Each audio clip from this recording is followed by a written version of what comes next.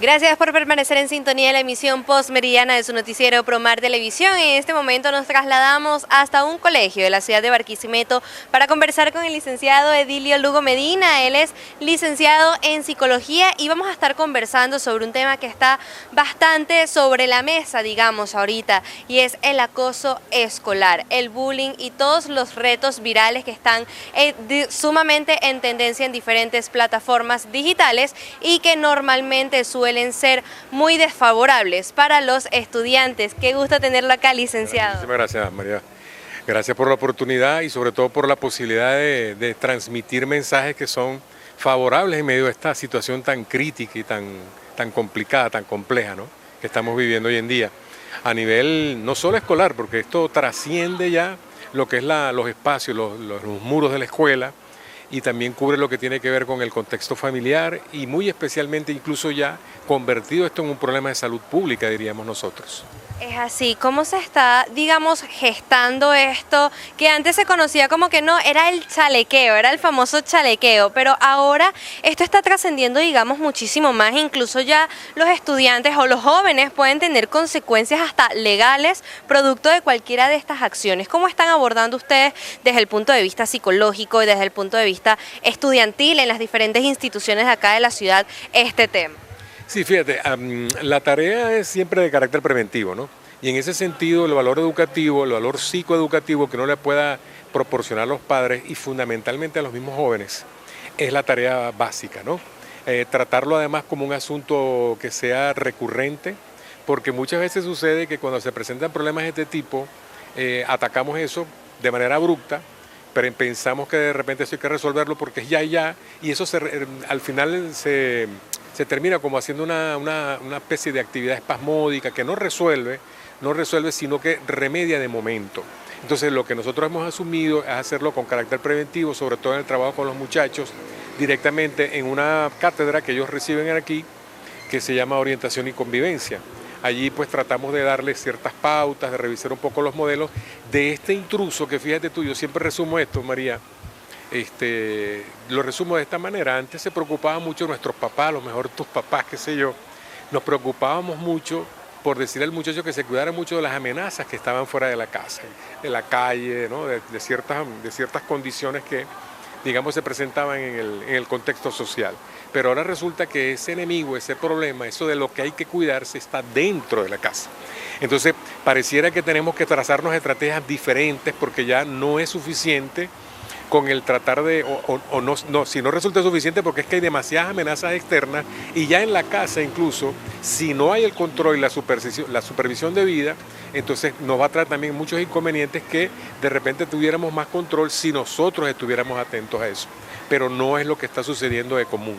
Además, papá y mamá también comprometidos, quizás por asuntos de trabajo o por otros compromisos, pues se les dificulta un poco tener ese control. Y también es cierto, fíjate tú cómo se van creando aristas en este asunto, también es cierto que la propia desintegración, la propia dispersión de la familia, en nuestro caso en Venezuela, también ha contribuido a que esto se agrave, ¿no?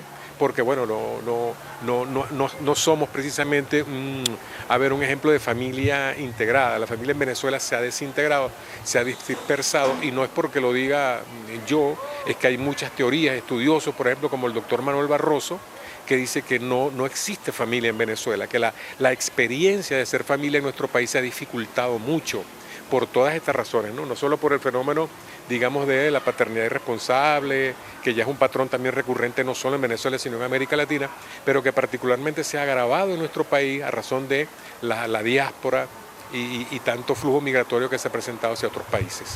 Licenciado, sí quería preguntarle también, además, en esos casos que de pronto llegan a su oficina de niños que están acosando a sus compañeros de clase, normalmente, ¿cuál suele ser la causa? O sea, ellos carecen de algo, digamos, carecen de atención, carecen de afecto. ¿Cuál es ese factor que está, digamos, desencadenando este tipo de actitudes? Sí, me pones en una tarea difícil porque hablar de un solo factor es muy difícil, ¿no? Muy complicado, porque esto es una situación compleja, multifactorial, sí. Pero lo cierto es que de repente, fíjate, el discurso social que se ha manejado incluso por medios de comunicación, por las mismas redes sociales, a veces es complicado porque ha alterado un poco como el criterio y el ritmo natural de los jóvenes, ¿no? Jóvenes que de siempre han tenido como sus propias dificultades en términos de una rebeldía, del quererse rebelar, de tener, digamos, una cierta reticencia o rechazo al acatar las normas o las órdenes de por sí, pero que hoy por hoy quizás por un discurso exacerbado desde el punto de vista sociomoral, vamos a decirlo, entonces eso ha complicado mucho más porque el muchacho se ha sentido como que en la posibilidad de agredir, de maltratar, de violentar ciertos espacios, ya no solo desde el punto de vista verbal, que es lo que podía pasar con el chalequeo, que de repente uno recurría a ciertos discursos o ademanes, gestos, sobrenombres, como tú lo quieras llamar. Sino que pasa ahora a lo físico. Exactamente, o sea, ya eso se ha convertido ahora, hoy por hoy. Y también fíjate tú que ese fenómeno de los estudios generacionales, que se apunta mucho a que hoy por hoy vivimos con lo que tiene que ver con la generación de cristal, una generación que es muy voluble, que es vulnerable, que es débil, que es como muy frágil, que de repente le cuesta defenderse, se ha enfrentado, se ha encontrado con grupos sociales también de sus pares, con pares, que de repente no acatan eso, que son como más violentos, que están como más acompañados de acciones violentas, que es una cosa distinta, que no tiene menor gravedad, ¿no? Porque igual es tan grave un bullying, un chalequeo, como un acto violento, no tienen menor gravedad, todos tienen como que su situación, digamos, agravante, complicada, que no está bien, pero que de alguna manera han pasado también en una especie de división, se han dividido ciertos jóvenes, ciertos adolescentes que son como más vulnerables, con otros adolescentes que de repente quieren también luchar un poco por mantener el liderazgo, un liderazgo negativo, de orden negativo, que hoy en día se estudia así, porque anteriormente el liderazgo era una cuestión de carácter positivo, pero ahora se ve también el liderazgo como una cuestión de carácter negativo que desfavorece y enfrenta a los jóvenes. Ahora bien, pues sabemos que la familia en general, no solamente los padres y representantes, sino todo el grupo familiar y todo el entorno que rodea al joven, al estudiante, tiene un factor fundamental, digamos, en este tipo de actitudes. Pero ¿de qué manera pueden ellos, digamos, contribuir positivamente en que estas actitudes vayan cambiando y mejorando un poco? ¿Qué acciones pueden tomar? Fíjate, tanto en el colegio como en la familia, nosotros hemos estado invitando a los padres a retomar el rigor disciplinario. Esta es una institución en particular que mucha gente admira, por lo menos es lo que yo escauteo con los testimonios de los padres, que admira y valora mucho lo que es la disciplina. Y eso se ha perdido, lamentablemente eso se ha perdido, María. Y ha resultado, se ha perdido tanto en las instituciones escolares, la autoridad de repente, la majestad que implicaba el ser director de un colegio, de un liceo, de un instituto, de un colegio, eso se ha perdido un poco. Y también se ha perdido esa, digamos, majestad también de la figura de autoridad en casa. Padres que de repente somos cada vez más complacientes, que no sabemos colocar límites, que olvidamos un poquito de lo que son los valores reales, que de repente justificamos a los chamos con ciertas actitudes, acciones o conductas que no son del todo aprobables. Entonces eso digamos que ha contribuido mucho a que esos límites se vayan perdiendo. Yo diría nuevamente un poco volver a la formación moral, a lo que es la creación de valores bien definidos en casa y además pues que haya una disciplina en la que se sepa que hay unos límites que respetar y que sean acordados, porque quizás cuando uno es chamo, cuando uno es niño, uno lo puede hacer más fácilmente. O sea, esto es así y el niño acata, ¿no? Pero cuando seas un adolescente ya de repente ahí hay que también ver cómo negociar con ellos, pero sin perder, digamos, la perspectiva de que quien tiene el comando, de que quien tiene el liderazgo y la responsabilidad verdadera en casa somos los padres. Claro, digamos que no se trata de entonces confundir la crianza respetuosa con la falta de autoridad, se pudiera decir. Sí, eso es un buen límite para pulsar allí, ¿no? Porque muchas veces sucede eso, que de repente en aras de, no, yo no voy a traumar al niño, yo no voy a crearle un gran problema, no es que él tiene que ser libre, es que yo le he enseñado que él es independiente, autónomo. Sí, pero ciertamente cuando se está en la construcción de esa personalidad, que es lo que sucede con los adolescentes, pues entonces nosotros debemos ser quienes lideremos ese proceso y poderle al niño cultivar en unos valores que en verdad le muestren que hay, digamos, una disciplina, que hay unos límites y que hay responsabilidades que deben ser asumidas. Exactamente. Digamos que en los últimos años se han visto más casos de acoso escolar o quizás no más, pero sí lo que usted estaba explicando al inicio, que ya no solamente son lo verbal, sino que trascienden también a lo físico. Dentro de esto, un factor fundamental serían las redes sociales, o sea, están generando un impacto, digamos, negativo en los estudiantes. Sin duda alguna, el fenómeno de las redes sociales, que yo digo son redes, terminan uno enredándolo. No sé si serán tan sociales porque no creo que socializan, a veces maleducan, desocializan, alteran, ¿no?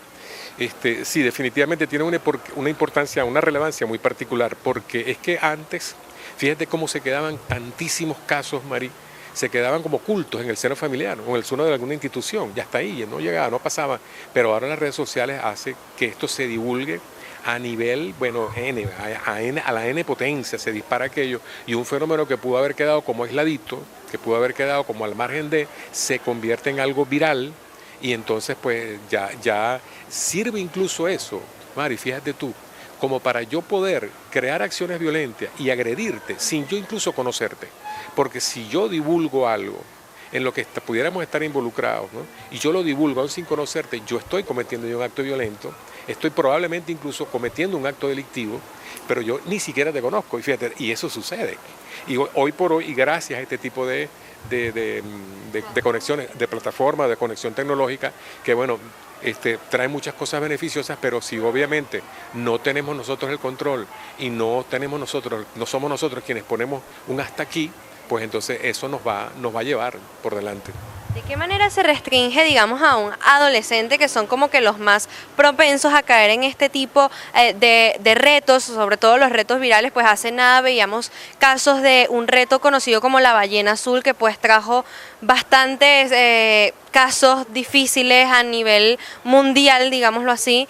Entonces, ¿de qué manera se restringe a los adolescentes que están en esa etapa de rebeldía y todo eso al uso de las redes sociales, o mejor dicho, al mal uso de las redes sociales, que unas veces puede ser una ofensa a través de un comentario en cualquiera de estas plataformas, otras veces puede ser hacer caso de cualquiera de estos retos virales? ¿Cómo controlamos o cómo mediamos con los adolescentes en este tema?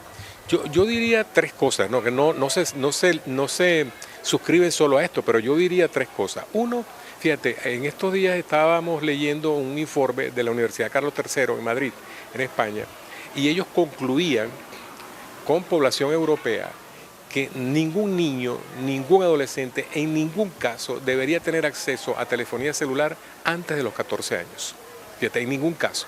Y aquí nosotros, nuestra cultura nos hace ver esto como un gran premio, otorgarle a un niño de 10 años, de 8 años, un gran celular, porque ni siquiera un celular simple con digamos, aplicaciones restringidas. No, sino que lo vemos como un gran regalo. Y fíjate, eso es lo que apunta. Yo soy partidario de ese criterio, que en verdad un joven no lo debería tener. Probablemente la gente que nos esté viendo va a decir, se volvió loco el psicólogo. Eso es imposible hoy por hoy. No es posible, es totalmente posible. Nosotros fuimos generaciones que vivimos, que pudimos sobrevivir sin ese tipo de recursos, y hoy por hoy los hay además, que uno puede recurrir a ellos en caso de que sea necesario, pero la recomendación psicoemocional, socioemocional, por economía socioemocional, nosotros diríamos ciertamente no debería ser. Entonces, uno. Dos, sin duda alguna, digamos, la fortaleza de valores en el contexto familiar. Y como te decía hace un ratico, bueno, lamentablemente la familia está como que en crisis. Para muchos teóricos, incluso te repito, no hay familia, no existe la experiencia familiar, entonces eso complica mucho más el panorama. Entonces, segundo, la fortaleza de unos valores en el contexto familiar, y diría yo tercero, una conjunción, pero de verdad armónica, porque fíjate lo que pasa también en el contexto escolar, que el papá piensa que es el colegio quien debe educar y formalizar, ¿no?, medidas para en ese sentido. Y nosotros decimos, sí, está bien, nosotros tenemos unas responsabilidades, pero si nosotros asumimos esas responsabilidades y usted no las consolida en casa, poco estamos haciendo. Entonces, yo diría que unificar criterios que consoliden una acción conjunta entre familia y escuela sería de gran utilidad. Es así, licenciado, pues qué gusto haberlo tenido en esta emisión postmeridiana de su noticiero Promar Televisión. Atención, padres, representantes y cualquier adulto que esté en la vida de un niño o un adolescente, atención con este tipo de temas. Sembremos valores, sembremos educación desde que los niños estén pequeños para evitar, digamos, todos estos malos entendidos o todas estas acciones desfavorables una vez que ya el niño va creciendo y se va involucrando con otros compañeros de estudio y compañeros que van a estar a lo largo de su vida. De esta manera nosotros hemos llegado al final de la emisión postmeridiana de su noticiero Promar Televisión. La invitación, por supuesto, es a que continúe disfrutando de toda la programación que le ofrecemos en Promar Televisión. Nos vemos mañana a las 2 de la tarde.